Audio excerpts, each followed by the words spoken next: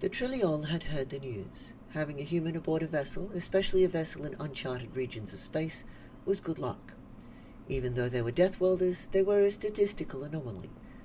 They would pack bond with the crew, adjust their interactions for the benefit of others, and generally behave themselves. And if one human aboard a vessel was good luck, then more had to be better. And it worked, for a short time. Nobody else had explored with multiple humans. Nobody else had gone so deep for so long.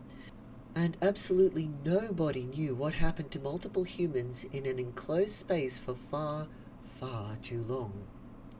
Kurt woke first to the noise of human music. It was tribal in nature, with a heavy beat and some high-pitched noises that bordered on painful.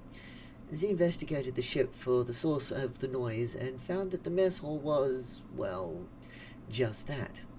A gigantic mess. The aim had been to be colourful. Reels of wire ribbon had been unrolled to string it all around the hall in sagging loops. Some of it was tied in bows.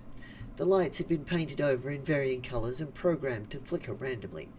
And in the middle of it were the humans, wearing ridiculously coloured and hastily fabricated cones on varying parts of their bodies, but mostly on their heads.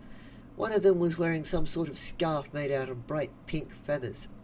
Another was wearing a glaringly yellow tutu. "What is happening?" asked Kurt. Z had to shout to be heard over the music. "We're having a flacket party," cheered the nearest human. They were gyrating bizarrely and vaguely in time with their music. "A flacket party?"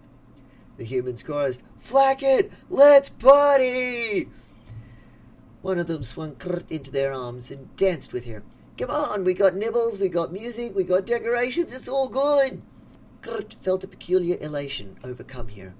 It was the difference between not caring about anything and not having anything to cause care. And gradually the needs of the ship were outweighed by the need to have some fun for a change. Security Officer Ticket, investigating a mere half-hour later, found the mess hall thronging with dancing humans and crew. He had just enough time to send a text message to the captain. It read verbatim, "The madness has begun," as he did not have time for the formalities of a proper message. The flacket party wound down after all the humans exhausted themselves and the remaining crew recovered their sensibilities. A similar incident would not occur again for some standard months. Footnote: the Galactic Standard Calendar holds a 24-hour day, a 10-day week, a 4-week month, and a 10-month year. This is only confusing to Terrans. End footnote. This was Galactic Society's first encounter with silly season. It would not be their last. End scene. A merry time zone to you, and thank you for watching this presentation. I'm the Internatter, sometimes known as C.M. Weller on the professional writing circuit.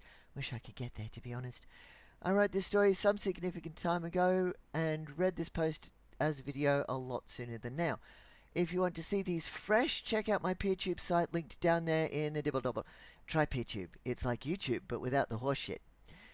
If you want to read these even fresher, I may want to kiss you on the cheek and give you a big hug, but you can find them on my hub site, also linked down below. If you want to sponsor me, there's a Patreon in the link spam downstairs. New Patreon patrons will get special thanks in my next fresh tale, and maybe a picture of a critter I took while I was out in meat space. Once again, thanks to my special sponsor list on screen, or might be over there, I don't know yet. And thanks to you for watching so far. Big kiss to you. Mwah.